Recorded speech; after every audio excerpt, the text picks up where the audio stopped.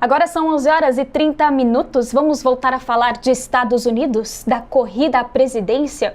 Recebemos aqui o coordenador de gestão e professor de Relações Internacionais da Faculdade Rio Branco, Sidney Ferreira Leite. Professor, bom dia. Bom dia, um grande prazer falar na nossa Rádio Jovem Pan. Professor, Biden está à frente em Nevada e se ele ganhar lá e levar os 6 delegados do colégio eleitoral que faltam para o número mínimo de 270 no colégio eleitoral, o que a gente pode tirar disso? Alguns veículos dos Estados Unidos já projetam a vitória de Biden. A gente pode declarar essa vitória ou ainda é cedo? Bem, seguindo a norma institucional em vigor, ele tecnicamente completará 270 delegados.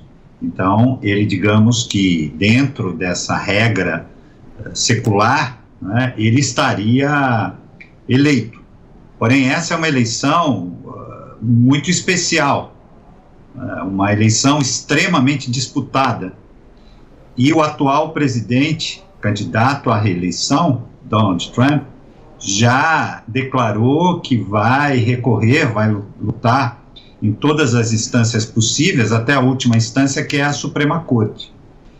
Então, não que seria precipitado, mas caso se confirme a vitória do candidato democrata Joe Biden no estado de Nevada, sem dúvida, ele terá aí, não é, desse ponto de vista que eu destaquei, sido vencedor, mas a história não acaba. Nós teremos capítulos, né, que virão logo depois. É claro, Lívia, que se Biden ganhar em Nevada, poder reverter o cenário na Geórgia, que é possível, ganhar na Pensilvânia também, fica mais inviável se pensar, né, aí numa recontagem de votos, numa decisão jurídica, porque ele terá já uma vantagem tão significativa que praticamente é impossível a gente repensar, não é, aí um cenário que não fosse a consagração da vitória do candidato democrata. Professor, agora aqui me surgiu uma dúvida. Neste momento, Joe Biden tem a projeção, né, que aponta 264 votos para ele, contra 214 para Donald Trump no colégio eleitoral.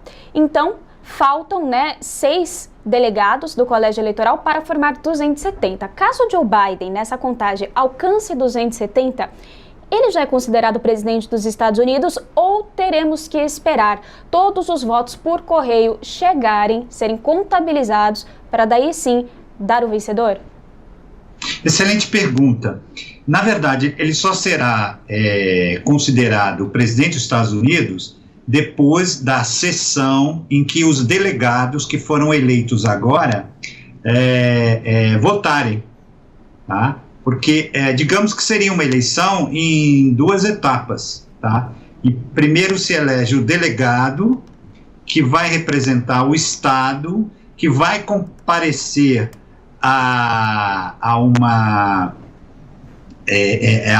exatamente a um evento, uma convenção que se elege o presidente. Então, isso só acontecerá um pouco mais à frente. Então, só nesse momento, oficialmente, né, quando todos os delegados eleitos votarem, é que nós podemos considerar. A sua dúvida é uma dúvida muito, muito pertinente. Tá? Então, só quando essa segunda etapa for cumprida. Né? Então, o primeiro passo é votar no candidato. O candidato que tiver maior votos naquele estado ganha todos os delegados, e esses delegados vão para uma outra sessão, para uma outra convenção que vai eleger o presidente. É um processo muito diferente do nosso, é um processo que tem uma lógica por trás, tá? Mas é um processo burocrático e, no mínimo, confuso. Hoje até os americanos assumem, né, que é um processo confuso, né, muito burocrático.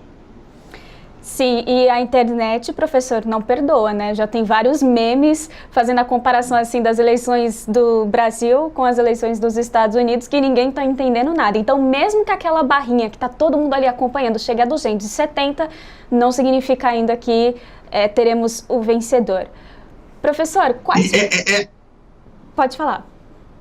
Exatamente, quer dizer, teoricamente, né, porque na prática, quando o delegado é eleito, ele vai votar, não há ali condições dele votar contra o que o Estado decidiu. Ele representa o Estado. Então, se o Estado decidiu por Trump, ele vai votar ali por Trump. Se o Estado decidiu por Biden, ele vai votar para o Biden. Como a conta do 270, né, é metade mais um, esse número, né, teoricamente, né, indica. Nunca houve na história dos Estados Unidos um segundo momento em que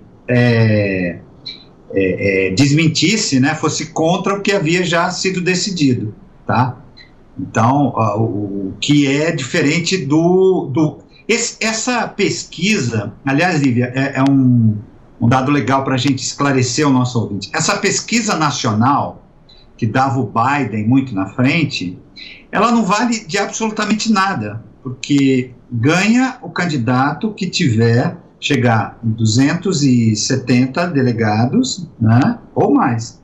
Tá? Ele pode ter 10 milhões de votos a mais na eleição geral, né, se você somar todos os votos, mas isso na prática não tem validade nenhuma. Então, muito está se dizendo que as pesquisas erraram. Calma, precisamos falar de que pesquisas que erraram, tá, Lívia? Tá bem. Professor, e quais foram os estados que viraram de partido neste ano, comparado a 2016? Quais são as mudanças que podemos observar até mesmo no estilo de eleitor daquele estado? Por exemplo, o que aconteceu recentemente, como a violência policial contra negros, coronavírus, mudou a opinião pública de determinados estados? Ótima pergunta, mais uma ótima pergunta.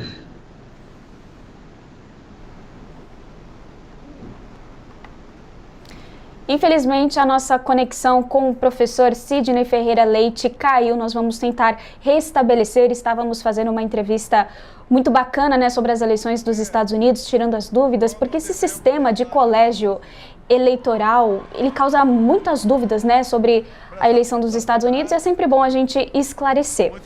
Agora são 11 horas e 45 minutos, vamos falar aqui do Brasil. O presidente Jair Bolsonaro inaugura o sistema de abastecimento de água em Piranhas, Alagoas.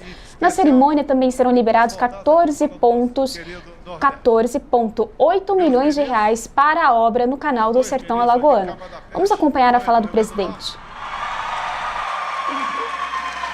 Paulo Faria, todo mundo conhece, genro do Silvio Santos, e o Rogério Marinho, um excepcional entendedor das questões dessas bandas do nosso Nordeste. Aqui do meu lado, dos que estão aqui em cima, com todo respeito, falta citar dois ainda. É o mais importante, prezado Fernando Collor, é o Levi.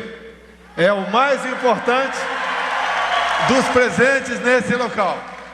É para ele que nós devemos legar um Brasil melhor. E por último, eu queria agradecer, porque eu fiz um convite e ele aceitou. E com muita satisfação está integrando essa comitiva o nosso senador Fernando Collor. Também um homem que luta pelos interesses do Brasil e também em especial do seu estado. Obrigado aí. Você falou para mim que você gostaria que tivesse mais por aqui? Escolas militares.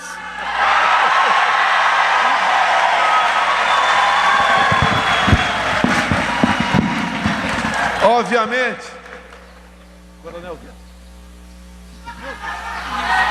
prezado Coronel Denilson, o que passa na cabeça dele quando vê um cidadão, um homem fardado, é disciplina.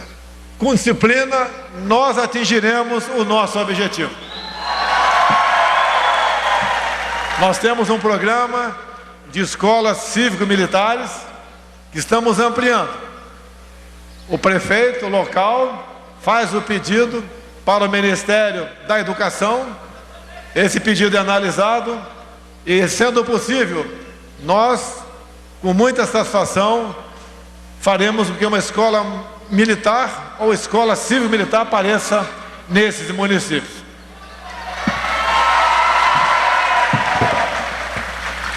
Está dispensado? Está dispensado. Obrigado pela sessão do garoto aí.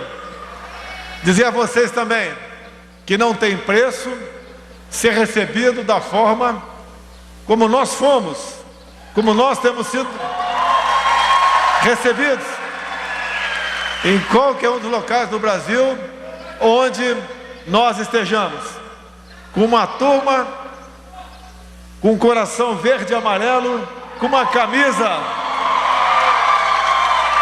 com a camisa da mesma cor, muito superior à quantidade do que tínhamos de vermelho no passado.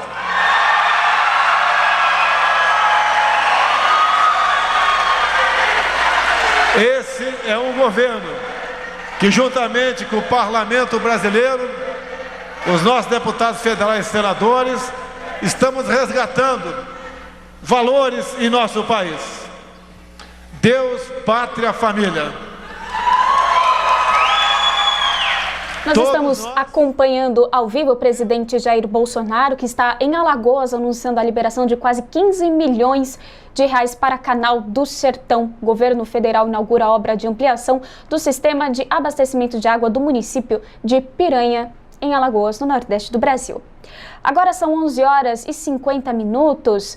Bom, nós vamos voltar então a conversar com o professor Sidney Ferreira Leite, coordenador de gestão e professor de Relações Internacionais da Faculdade Rio Branco. Nós estávamos falando, sobre Estados Unidos, eleições. Professor, bem-vindo de volta. Eu vou retomar aqui da minha pergunta, tá? Que é sobre os estados que viraram, de 2016 para 2020. Quais foram os estados que agora votaram em um outro partido? E a que se deve essa mudança de votação? Lívia, excelente pergunta. Nós já podemos, com os resultados, chegar a algumas conclusões. O Trump, presidente Donald Trump, não necessariamente os republicanos, cresceram entre os eleitores latinos em alguns estados, principalmente por conta daquele período de crescimento, da geração de empregos, que boa parte do governo Trump alcançou antes da pandemia. Agora, respondendo objetivamente, os estados que estão sendo decisivos e que viraram em relação à última eleição, precisamos esperar a Pensilvânia. Pensilvânia foi um dos estados que em 2016 deu a vitória a Trump.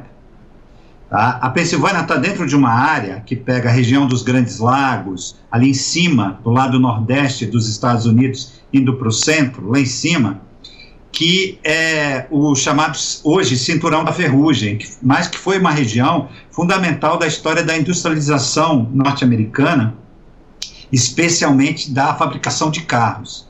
Com a globalização, essas fábricas, essas plantas, de fábricas que construíam carros, foram para outros países. E aquela região perdeu muitos empregos. E ali os democratas sempre venciam. Em 2016, o Trump teve uma performance que deu a ele a vitória. Então, aquela região foi decisiva. Eu vou citar os estados: Ohio, Michigan, mesmo parte da Pensilvânia, Wisconsin.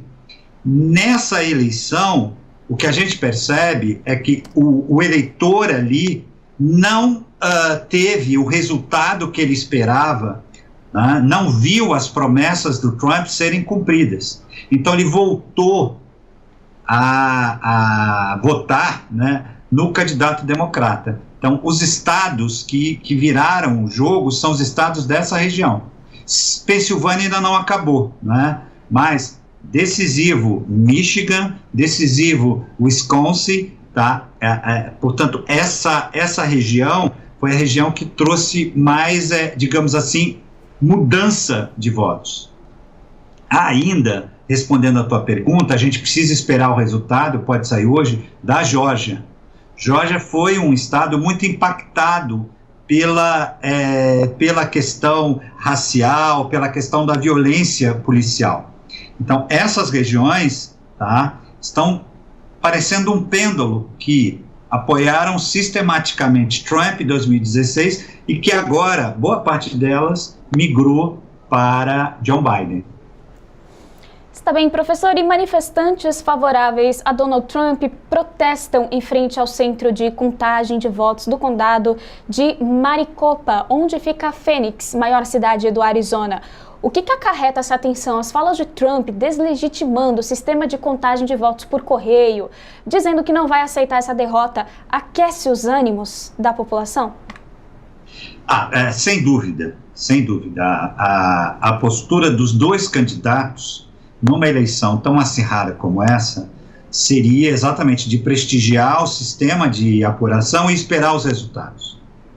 E após os resultados, é um direito do candidato, em estados em que a diferença é igual ou inferior a 1%, solicitar ali a recontagem dos votos. Essa recontagem não é imediata, essa recontagem leva algum tempo, né? Então, quando um dos candidatos, no caso, estamos vendo agora o atual presidente, né, de alguma forma desacreditar o sistema, ele vai insuflar os seus nos Estados Unidos, os suportes, né, os seus apoiadores mais radicais, o que pode gerar, né, distúrbio, confusão e atrapalhar o processo. Seja Trump, seja Biden, né, vamos torcer para que tenhamos aí uma diferença tão significativa no número de delegados, que se torne praticamente inviável qualquer tipo de apelação, esse processo tenha fim e olhemos para frente, seja qual dos candidatos seja vencedor, tá? Inclusive por conta dos impactos que o resultado dessa eleição causa, não só nos Estados Unidos, na economia mundial, Brasil no meio, né? Então, professor, a eleição só acaba quando termina, né? Exatamente, não dá numa eleição tão acirrada, tá? Eu estou acompanhando dia a dia, há 3 meses, em cada um desses estados, diariamente, as pesquisas. E essas pesquisas dos estados, essas pesquisas que realmente valem e contam, elas mostravam o Biden na frente, mas o Trump crescendo, chegando, portanto, a uma situação de empate técnico e de imprevisibilidade.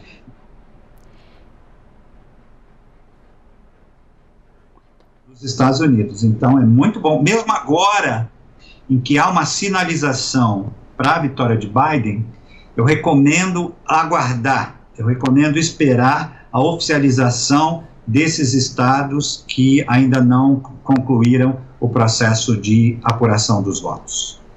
Está bem, nós conversamos com Sidney Ferreira Leite, coordenador de gestão e professor de Relações Internacionais da Faculdade Rio Branco. Professor, muito obrigada pela entrevista.